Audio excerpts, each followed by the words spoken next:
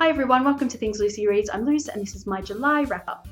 I didn't read a lot of books this month. I've been in a bit of a slump, but I read 5 books. The first book I read is High Speed by Koji Oji, which is a light novel that goes with the anime Free.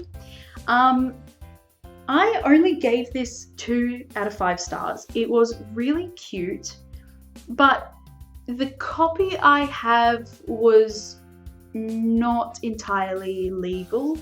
I think it was like a scanlation. If you read manga online, you know what that is, but it's essentially a fan translation of a book from Japanese to English, and the translation sucked. The first half of the book was pretty good. I mean, there were a few mistakes and it was a little bit wooden, and the way the characters interacted it didn't really feel very organic, but it was okay. But then the last half of the book was just so terrible. The writing was so bad, the grammar was so bad.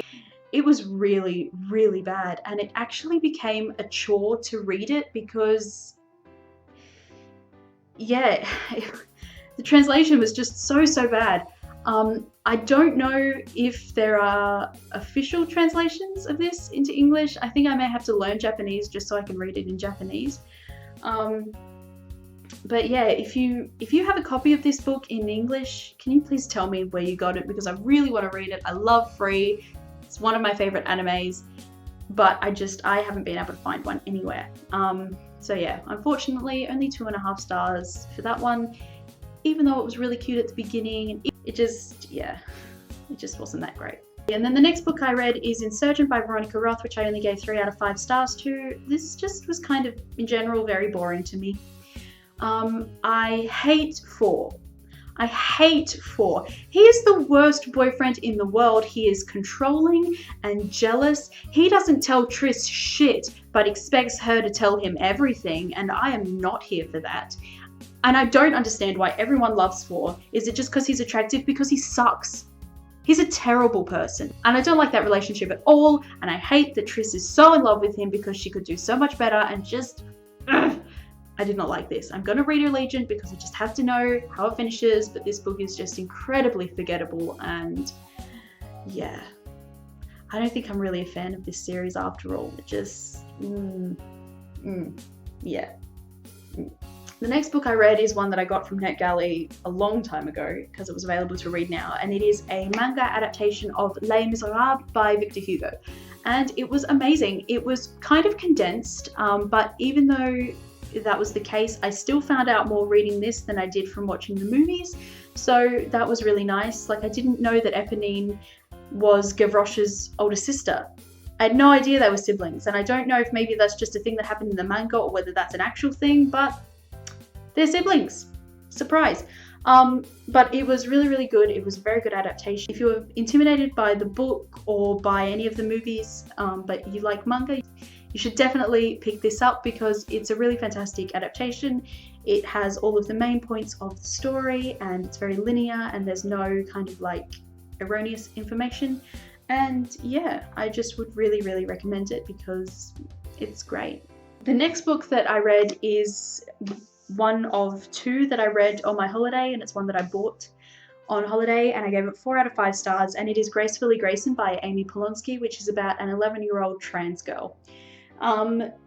This book was pretty good. I really loved Grayson's teacher. He was like just really good. Everyone loved him. He was a fantastic teacher. All the students loved him, and he made a decision based on what Grayson wanted, and it really was with Grayson's best interest at heart, and shit just hit the fan, and he was hated by parents and Grayson's aunt and just everyone for it because they thought that it was a decision that he had made on his own when really it was what Grayson had wanted all along. And I was just so angry at everyone else for the way they treated this amazing teacher.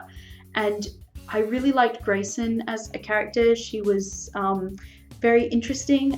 I don't want to say too much about her being trans because I am not trans, and I cannot tell you if that is an accurate depiction of the trans experience or if this book is in any way problematic. I can tell you that the blurb is very problematic. The summary on it says, Grayson is a girl on the inside, born into the wrong gender's body. That is about as problematic as you can get. Don't ever describe your book like that. No. Yeah, so that's the reason I only gave this 4 out of 5 stars.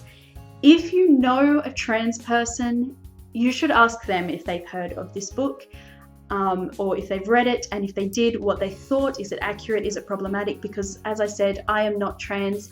I cannot recommend this to you because it is completely apart from my life and I'm totally not qualified. And a lot of trans books are problematic, and it's because they are written by cis people, they are reviewed by cis people and recommended to other cis people by cis people and not by actual trans people, and they don't really get a say in anything. So people just think that what is being done over and over again is what should be done, and it's not. So do not take my word for this.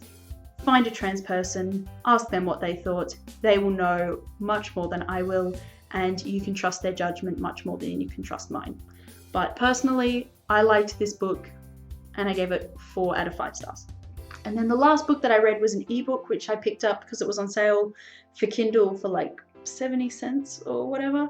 And it is Trust the Focus by Megan Erickson, which is a gay new adult novel about 2 guys who take a road trip after they finish college because one of them wants to scatter his dad's ashes at all of these places that were really important to his dad. And over the course of the trip, they find out that they both are attracted to the other and they get it on, basically. It was pretty cute, not the best writing, I want to say. Okay, first off, the Kindle edition needs better copy editing. There are a ton of typos in it.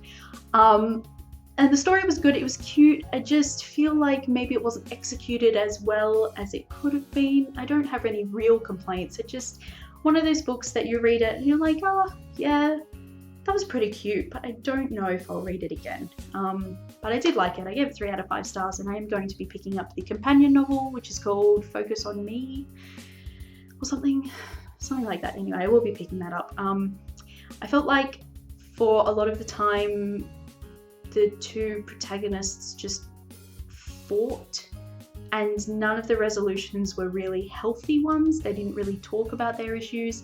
They would just like apologize and maybe rant a little bit at the other one, and then they would make out or have sex or something. And yeah, I don't know. But it was pretty cute, and gay new adult novels at the moment are few and far between, so I'm gonna take what I can get pretty much. Yeah. So those are all the books that I read in July. And yeah, that is all for this video, and I will see you in my next one. Bye everyone.